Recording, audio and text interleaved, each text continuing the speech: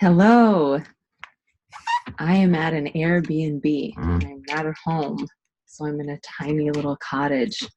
And here I am. I want to talk to you today about today's Sun Venus combustion, when a planet is so close to the sun, within about 8 degrees. It's called a combustion, meaning the sun is the sun, and it can burn. And in this case, burning means purifying, means spiritualizing. It means stripping down anything that is not spirit, that is not in line with who we really are. And Venus is our love nature. It's who we love, it's how we love, it's what we love. And it is being spiritualized, and the question is being asked, is the expression of your love nature in this world aligned with what your soul came here to do, your soul purpose?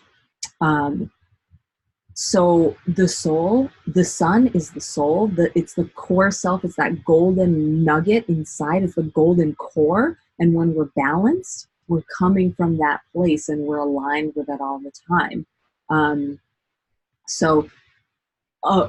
Venus and all the other planets, our love nature, as well as the other parts of our psyche and our personality, they travel around the zodiac, and they're not always aligned with the soul. And sometimes they actually go quite far, right? And what pulls us?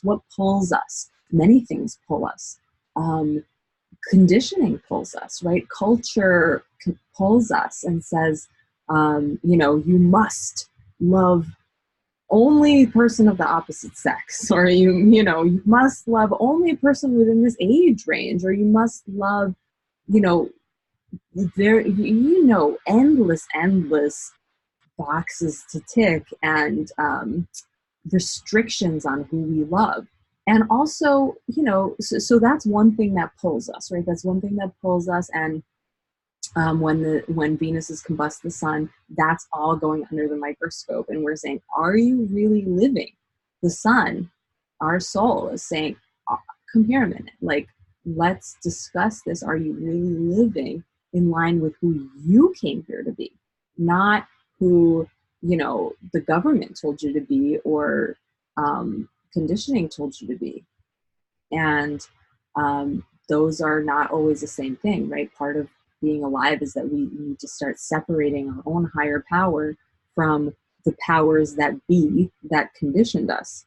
And so that's one thing. But so this time can be very destabilizing, right? It's a period where Venus is not seen, right? She's underground, so to speak.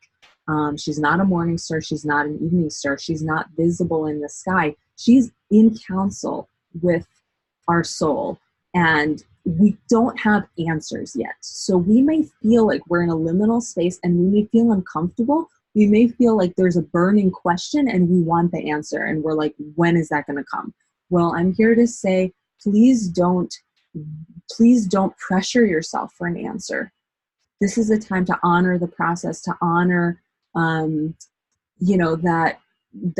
things sometimes are just in process, and to leave that happening, and to understand that it's actually a very deep part of your psyche that is having a transformation. So it's a time when something is reconfiguring. It's, and this happens every 19 months. It's not like, a once in a lifetime event. It happens every 19 months, thankfully. We can know that every 19 months we're going to get this check-in, this kind of conjunction, which is the superior conjunction. So it can be a time when things are changing. Already things are changing. Already so much is changing. We have the eclipses. If they're in angular houses for you, then, the first, fourth, 7th or 10th house, then you're already feeling a lot. Pluto and Saturn are conjunct the South Node, which is all about letting go. We're letting go of ancestral karma. We're letting go of old patterns that may way go beyond this lifetime. And we have walked around them with them for so long, and now it's like spiritual surgery taking place. That's how I've been talking about it, and it's really, really intense. So that's happening, a lot of change.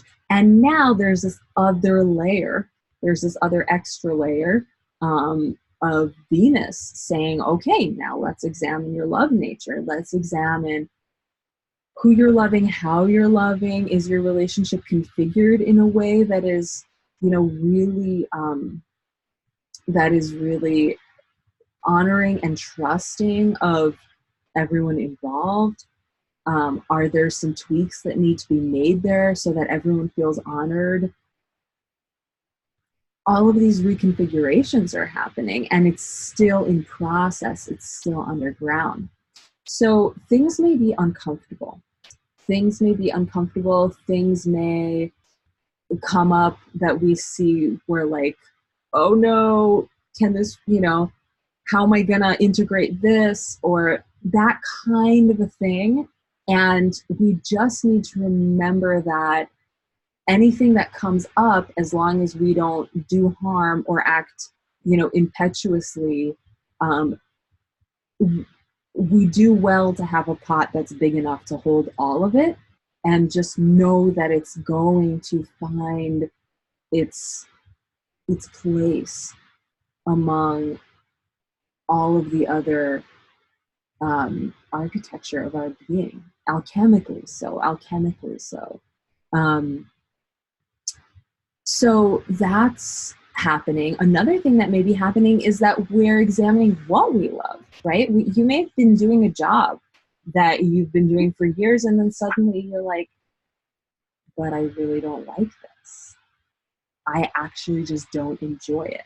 And, can that be a valid enough reason to move on with your life? Maybe it's not for you. Maybe there are other factors that make it not so, but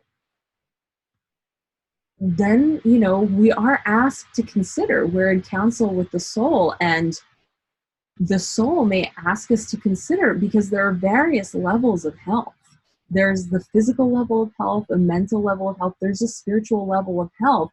And if we're doing something that we dislike over a long period of time, we are actually doing violence, not only, to ourselves. And I'm not talking about, like,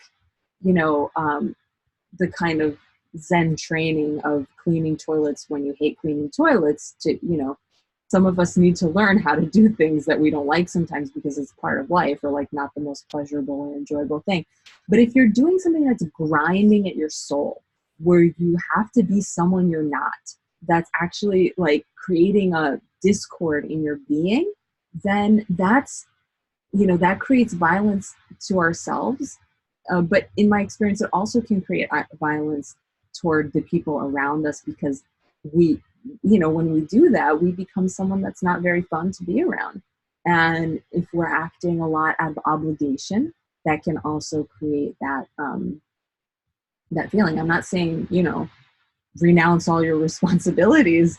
I'm saying there can be an examination that's happening organically already for you at this time, where you're looking at something under the microscope and saying, holy smokes, like, do I really actually enjoy this? Is this how I want to be spending my time or my valuable resources? Venus is about value, and it's about valuing our time as a resource and our life energy. So what are we putting it into? So these are some different things that can come up. We have an opposition happening to the moon. So the sun and Venus are in Leo, the sign of self-expression, the sign of self-love, the sign of the soul. Actually, it's ruled by the sun. And then on the opposite, in Aquarius, we have the moon, and a moon sun opposition is a full moon in effect. That's happening tomorrow on the 15th. And whenever a full moon happens, it affects the next 2 weeks. So it's not just tomorrow, it's the 2 weeks after. Those themes will play out. And when a full moon happens, it's a sun moon opposition. In this case, Aquarius. Aquarius is, it's right lifestyle, essentially. It's, you know, the sign that says, how do we, it's not about I and the individual the way Leo is, it's about we, right? Everyone is equal.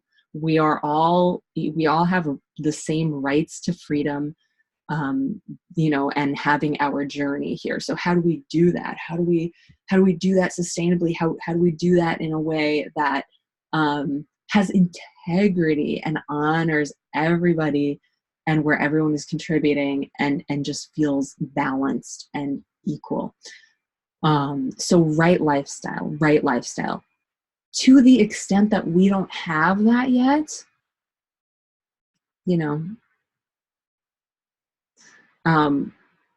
it's the sign of the future, right? It's what we're moving into, the age of Aquarius, what we're moving into.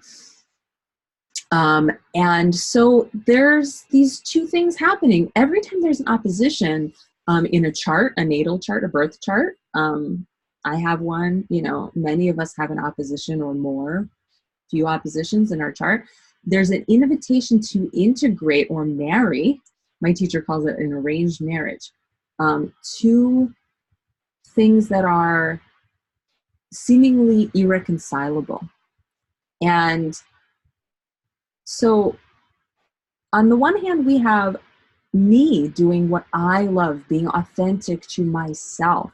And on the other hand, I have Aquarius, my responsibility to the community.